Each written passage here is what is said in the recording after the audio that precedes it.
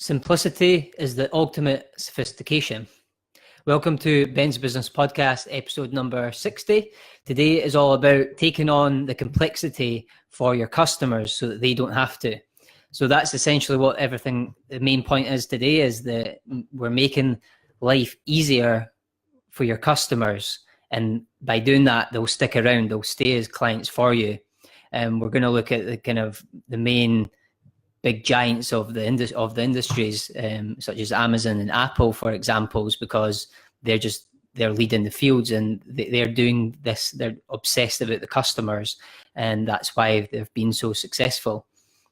So when we've got a business and we have products, services, and we're creating these products and evolving these products and services, either your customer has to take on the complexity, or you take on the complexity. And I always recommend the latter, so that we take on that complexity, the chaos, the pain, so that we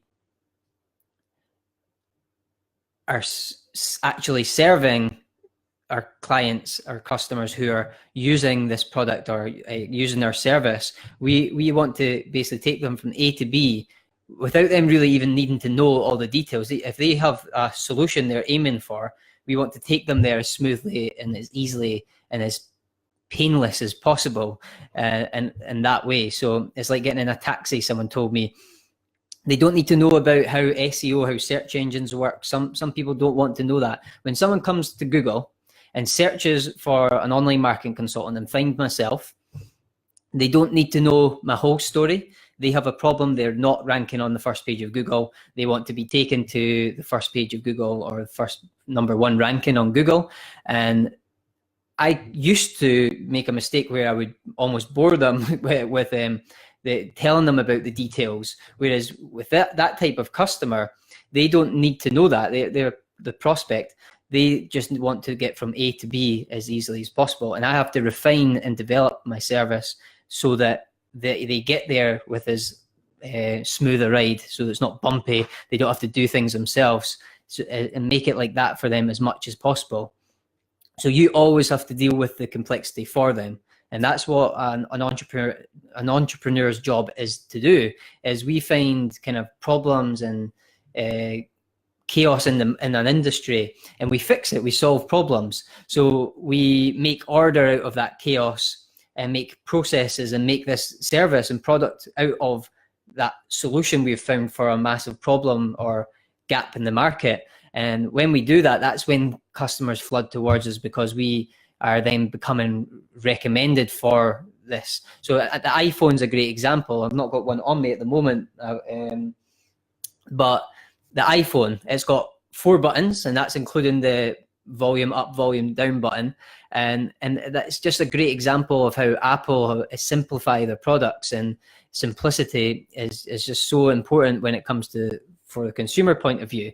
And when you give them too much and too much buttons, too much to make mistakes with, they will make a mistake. And what we want to do is give them the bare necessities that they need to have a functioning phone, for example. In Apple's case, 4 buttons. They've got apps that you can install, but you've got the basic apps on the phone. So like a 2-year-old can use it, and even some grannies can use it as well. So they designed it in a way that it's super easy for us to use. And then you've obviously got Android phones and other types of phones that were more complex at that time. So that's why the iPhone just completely took off. Thanks for joining, Oliver and Dylan, over on Instagram. And that's why they are so successful, because they took on that pain of developing the phone to a point where they've seen obviously the pain that people are going through using these mobile phones devices, and they did the research to find out what people were really struggling with, and they went to the engineers and they put themselves through pain. So the company Apple and the engineers and the designers put themselves to the limit of pain and dealing with this massive, huge problem, chaos, and the complexity. And they, as Sam Ovens says, eat the complexity, eat the complexity for your customer.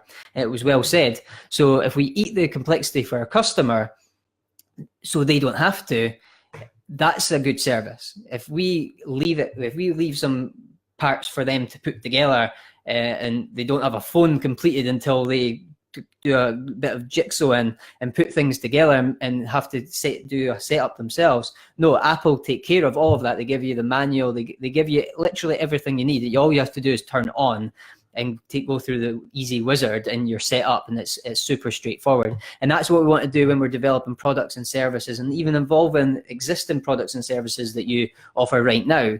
So look at that and look at where maybe you're getting a common response, like a question from your customer, such as for my example, my web design business and digital marketing. When I build a website for someone, for a client, I actually provide WordPress tutorial videos. I could easily do what probably a lot of other web design companies do and say, well, if you want to figure out how to work all the WordPress backend area, you can go on YouTube and you can find lots of videos on that, because WordPress holds about 25% of the internet, so there's lots of help out there. No, I would rather make sure that the client's getting the best use out of that website I built for them, and I like to see them using it.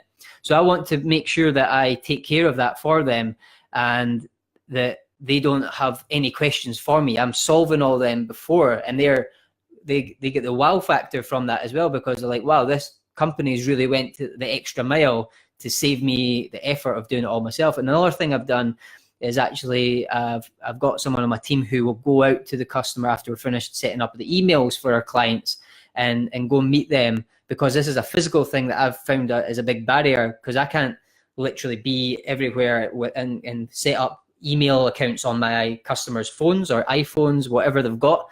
So I have email accounts settings, and I, rather than just emailing it over to the client with their own personal email, so they can set up like a your name at yourcompanyname.com, whatever website we use, to set that company email up.